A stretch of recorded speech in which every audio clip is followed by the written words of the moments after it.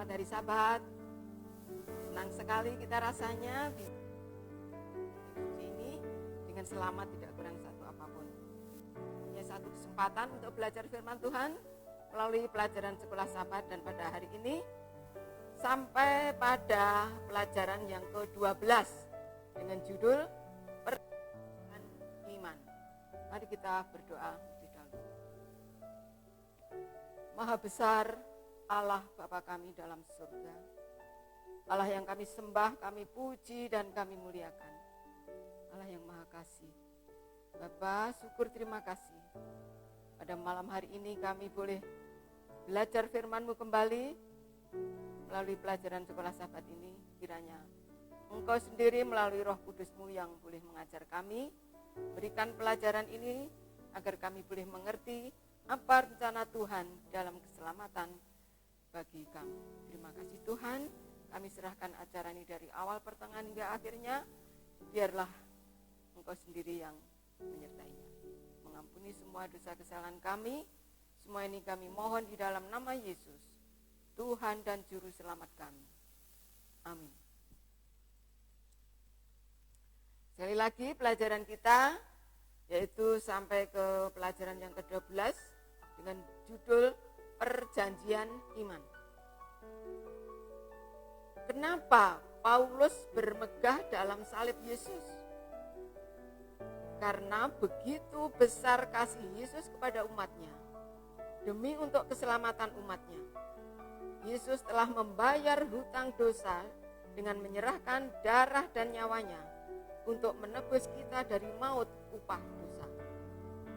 Makanya kita harus merenungkan salib Yesus agar kita bisa menghargai Dia. Bayangkan, sebelum Dia menyerahkan nyawanya, Dia berkata, sudah selesai. Artinya, sudah melunaskan hutang dosa. Kematian Yesus di kayu salib adalah dasar dari perjanjian Tuhan untuk keselamatan umatnya. Dengan kematian Yesus, kita memiliki janji keselamatan. Iman Abraham dianggap kebenaran, karena walaupun keadaannya sudah tidak memungkinkan, namun dia percaya kepada janji Tuhan dengan sepenuhnya, yaitu janji untuk mendapatkan seorang anak. Penyaliban Kristus diperhitungkan bagi keuntungan orang berdosa, yang akhirnya orang berdosa bisa berdiri di hadapan Allah sebagai orang benar. Dan hal ini bisa dilakukan hanya oleh iman kita kepada Yesus. Dan inilah keistimewaan umat Kristen pengikut Kristus. Bagi banyak orang, mereka punya iman atau kepercayaan kepada Yesus ketika sudah hampir meninggal dunia atau sudah tua. Tetapi bagi kita yang telah mengenal Yesus, hendaklah kita punya iman kepada Yesus mulai dari kita mengenal Yesus sampai akhir kehidupan kita, bahkan Maranatha. Dan jika memikul kuk Tuhan rasa akan lebih enak. Apa sebabnya?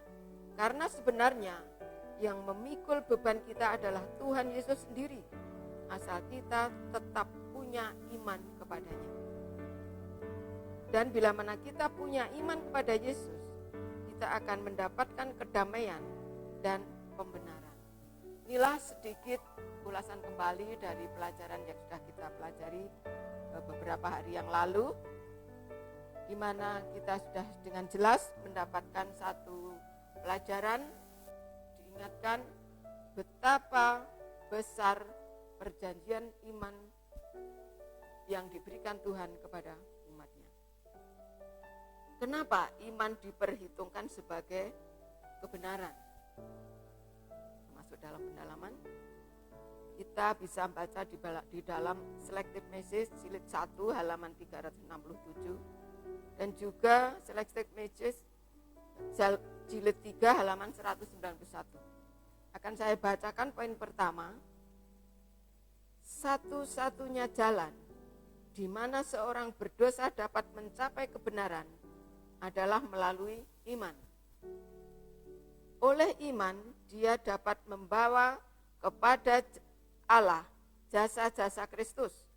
Dan Tuhan menempatkan penurutan anaknya kepada perbuatan orang berdosa. Kebenaran Kristus diterima menggantikan kegagalan manusia, dan Allah menerima, mengampuni, membenarkan jiwa yang bertobat dan percaya, memperlakukannya seolah-olah dia benar dan mengasihinya seperti dia mengasihi anaknya, yaitu Yesus Kristus. Beginilah iman diperhitungkan sebagai kebenaran. Jadi kita hanya harus mempunyai iman kepada Yesus supaya kita bisa diselamatkan oleh Tuhan. Poin yang kedua, ketika melalui pertobatan dan iman kita menerima Kristus sebagai juru selamat kita, Tuhan mengampuni dosa-dosa kita dan membatalkan hukuman yang telah ditentukan karena pelanggaran hukum. Kemudian orang berdosa berdiri di hadapan Allah sebagai seorang yang benar. Dia dibawa berdamai dengan surga dan melalui Roh memiliki persekutuan dengan Bapa dan Anak. Kemudian masih ada pekerjaan lain yang harus diselesaikan, dan ini adalah bersifat berkembang.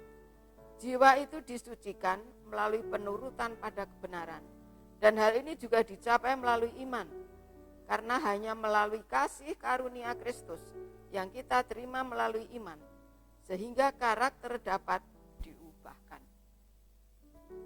Biasa, bagaimana kita harus mempunyai iman kepada Yesus agar kita bisa diterima Bapa sebagai orang yang telah dibenarkan.